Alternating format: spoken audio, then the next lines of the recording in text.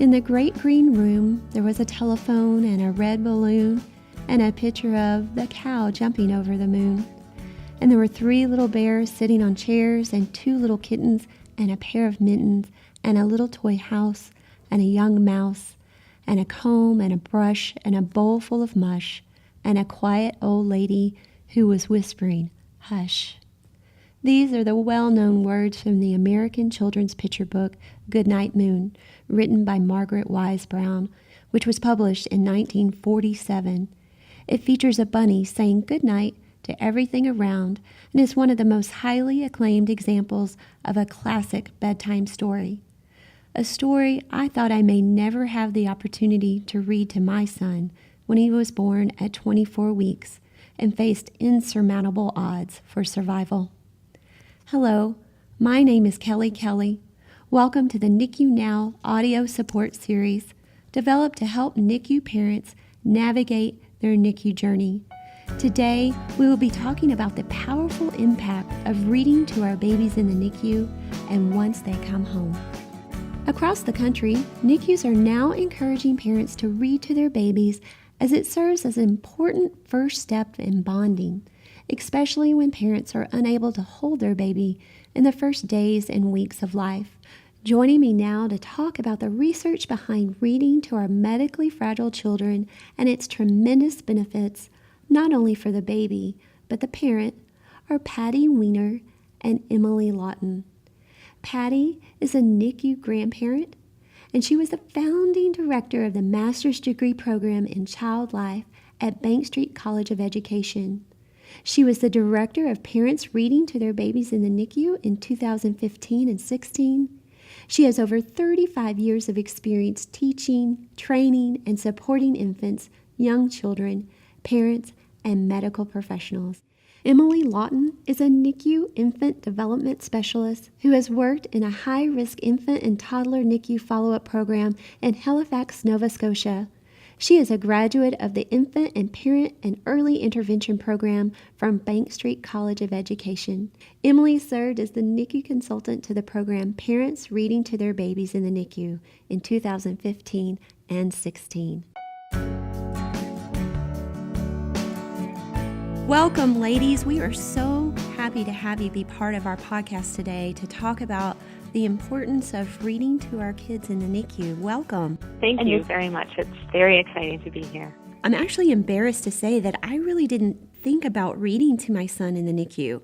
I, like so many parents, was struggling to feel a bond with him, but he was so small and he was so sick, and I was not able to hold him for 6 weeks. And they were, saying how important it was for me to bond with him, but I really didn't know how to do that. And I don't remember anyone ever suggesting to me that I read to him. So, Patty, I think it would just be so great if we started with you telling us a little about the research and the pilot programs being conducted now that are proving the importance of reading to our babies in the NICU. Sure, I would be happy to do that. Emily and I did a lot of research before we could do any planning and go into any hospitals and teach either child life specialists or infant development specialists about the importance of teaching parents actually why their voice was critical and important to their babies. And they could do this by reading to their babies, even if their babies couldn't be held. A very recent study that showed changes in the brain when they did images and scans of the newborn's brain, that development was really happening in the infant, and it's exciting. That's true. I will jump in for 1 minute if I could. Babies are born in a part of a relationship, and that relationship is the most critical part of their development. And so really hospitals are working very hard to try to include parents in many aspects of the infant's care, even from day one in a NICU, even a very sick and a very tiny baby. And Heidelise Alves and her colleagues at Harvard Medical Center did show through MRIs that early experience absolutely alters brain function and structure. And the biggest positive benefit to these babies' brains is the contact with their parents. And so parents learning how to read their baby's cues and respond to them sensitively and warmly, and really being physically present for their baby, because it has been proven that babies already know their mom's voices, know their mom's scent, recognize their mom's heartbeat, and having parents as a part of as much of the care in a NICU as possible has shown really, really positive benefits for brain development. Well, I think that's so important because we do know that a lot of our babies have challenges once they start school. So I think that is so important, that we are reading to our babies to help mitigate any of those challenges that we have when they get older and are ready to start school. Now, I know a lot of the research is based on the mother's voice. Are we talking about fathers as well, and fathers talking and reading to their babies? Do the babies recognize the father's voice? That's a wonderful question, Kelly, because research first was done on the mother's voice, and now there's research out on the father's voice showing that babies do indeed recognize their father's voice. I think what I would add is, being an infant development specialist and somebody who really approaches my work with babies through the lens of a relationship, I believe strongly that a father being involved in the care of his infant in a NICU from the start is as critically important as a mother. Again, learning to read a baby's cues and behaviors, helping a baby screen out stress from the neonatal intensive care unit, holding a baby, doing skin to skin, talking, reading, singing, any of the same things that we're promoting for mothers absolutely have the same benefits for the relationship. Absolutely. I mean, again, having parents just physically present is so stress relieving for a baby that alone provides so many benefits for the baby's brain development by decreasing that incredible amount of stress that babies are exposed to in the hospital. And I would think stress relieving for the parent as well, having them feel like they have a role and that their presence is important. And I think just enjoying that time with their baby, and the NICU can be so stressful, but doing something that kind of normalizes the situation. You would plan to read to your newborn. So in the NICU environment, having to have that ability and opportunity to bond with the baby that way, I would think would be so important. I know the studies have indicated that there are benefits for the parent as well. Is that correct? Yes, that is true, Kelly. And I think you spoke so eloquently in the beginning about your own feelings of, stress and worry and maybe insecurity around how to connect with your baby in the hospital, especially when you weren't able to pick him up for so many weeks. And I think that's such a common feeling among many families of feeling completely overwhelmed and, of course, very afraid of the types of care their baby may need and the way in which they can connect with their baby when there are all these professionals and medical experts around who are very naturally doing their job, but some aren't as aware of including the family as, of course, the baby's most important advocates and connectors. And I have heard from a lot of families that parents feel very empowered and feel actually effective when they're given the opportunity to just have a normalizing experience by being given permission to sing to their baby or to read to their baby. And Patty and I have talked a lot about this, that it doesn't even have to be reading. I mean, some families are not necessarily comfortable reading out loud, or as I think you had mentioned, maybe if a family does not have a private room and they're in more of a public space. And Patty and I are always very sensitive to a family's individual needs. And if a family is not comfortable reading, they can tell a story, they could sing a song, they can hold their baby and learn how to observe a baby's reactions to being cuddled and to the noises in the unit, and again, learn their baby's strengths and abilities while they're getting to know them. I mean, all of those things are greatly beneficial for a baby. A family doesn't have to feel like they need to be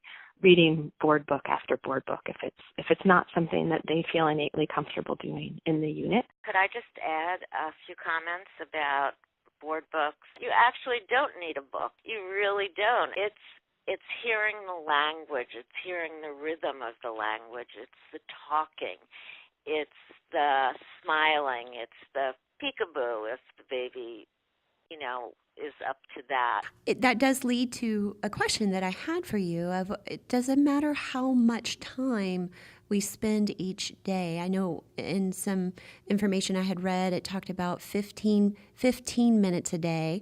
I don't know if you have a micro preemie and they're very ill, I guess you could spread that out throughout the day, so not to overwhelm the baby. But is that standard, kind of a 15 minutes per day reading to the baby? All the national reading programs, including the American Academy of Pediatrics, have suggested that number, 15 minutes per day, every single day, anytime, anywhere, will give your baby that advantage of having so many more words and be able to learn more easily as they develop and get older. However, what you just said, Kelly, is really very important because there are so many premature babies. I think it's 1 in 10 now. But if the parent can participate and just be there, the baby can actually see the mom or the dad. That's very, very helpful. I think to piggyback on what you said, I think it is very important to recognize that teaching parents or educating parents in the NICU about the importance of reading and talking to their baby always has to be done with incredible sensitivity because of exactly the reasons you just spoke about micro preemies and about babies who often are just too sick to tolerate the stimuli of maybe even being talked to. And I think first and foremost, parents do need support in not only trusting their instincts about how their baby's doing, but really being supported in learning how their baby is communicating. And so some babies are going to need to be handled very, very slowly and maybe won't really be able to tolerate being read to until the very end of their hospital stay. So I think first and foremost, despite all of our enthusiasm about NICU parents reading to babies, parents really need to have a good baseline of understanding babies' cues. And, some of them are obviously very simple. I mean, parents know when a baby is feeling overstimulated, whether it's a cry, if a baby is, of course, energized enough to cry, or whether it's just a very subtle aversion of the eyes or the face, and a tuning out. Many preterm infants go to sleep when they're overstimulated, or get the hiccups or yawn, or all the things that, seem are very sweet, but in a preterm infant really warrant a parent just paying attention to them and learning that their baby, despite being very tiny, despite maybe being quite sick and fragile, is also quite amazing in his or her ability at communicating things that make them feel good and things that are just too overstimulating. And there are really wonderfully gentle ways to help parents learn how to recognize those. And many parents, again, that I have worked with have expressed how empowering that was. And I think Patty and I really very, very much want to support the falling in love of babies and families, especially in the NICU, where relationships are so vulnerable and where parents and babies both are undergoing such a huge amount of stress and adversity. The real crux of the program is that it's a relationship-based program, and the reading is really just the tool. It's the door to help families feel at ease, ideally, in connecting with their baby and starting to really engage in their natural parenting instincts, which are often really interrupted by the preterm birth and by the hospital stay. And Patty and I have have referenced the work of Perry Claus. She is a physician who's the national director of the Reach Out and Read program. And she said, and I will quote, "When I started Reach Out and Read years ago, efforts were focused on early literacy and school readiness. Although these are still tremendously important, the bigger picture now is to help parents build interactions with their children into their everyday lives, because this can create nurturing relationships, build early brain development, early literacy, language development, and school readiness." That is so important for our NICU families. Thank you so much for that, Emily. I could not agree more, especially for our NICU babies and resiliency of the parent and the baby. So thank you for sharing. I'd like to wrap up now with maybe some references of some book recommendations. What would we want to bring in to read to our NICU, or if we wanted to donate some books to our NICU, what are some ideas of some books that might be a great place to start? So some of the board books I know that Emily and I have praised, and they're really the standard gold seal books, are things like Goodnight Moon, On the Night You Were Born. A big favorite is Where is Baby's Belly Button? Or Guess How Much I Love You. Corduroy, The Very Hungry Caterpillar. Any book that has faces, babies' faces. And something that I think both Emily and I could speak to for a while is the importance of reading very short poems, even if it's something like Twinkle, Twinkle, Little Star, or Little Miss Muffet Sat on Her Tuffet. There are so many rhyming books or rhymes that a parent might just know, and I've noticed their face lights up when it's something that they remember from their own childhood.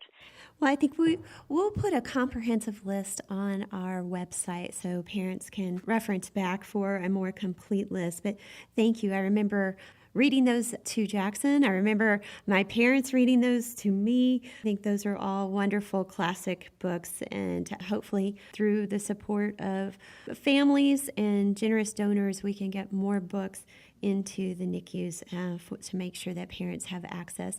And if not, storytelling. I know, my husband's a great storyteller and makes up lots of stories that he has shared with the children through the years. So I just want to encourage parents, if they don't have access to a book, to tell their child a story. Tell them all the things that they're going to get to experience when they leave the NICU. I think that would be a beautiful story. Well, thank you, ladies, so much for sharing with us today and encouraging parents and reminding us of the importance of reading to our babies in the NICU. Thank you for what you do. Well, thank you, Kelly. Thank you for what you do. This is a wonderful opportunity. Absolutely. Thank you. Bye-bye.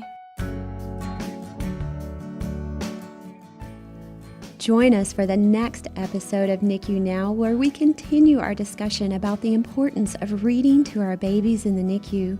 Joining me will be Tom French, the Pulitzer Prize-winning journalist who used reading in the NICU to bond with his micro-preemie. The more that you read, the more things you will know. The more you learn, the more places you'll go. Dr. Seuss. In order for NICU babies to thrive after discharge, they need smart, informed parents who understand their needs and are emotionally and physically capable of caring for a medically fragile child. Peer-to-peer support is an effective tool for helping parents navigate their NICU stay.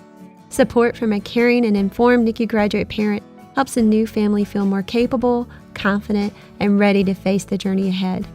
To request support, volunteer, or donate, please visit our website at handtohold.org.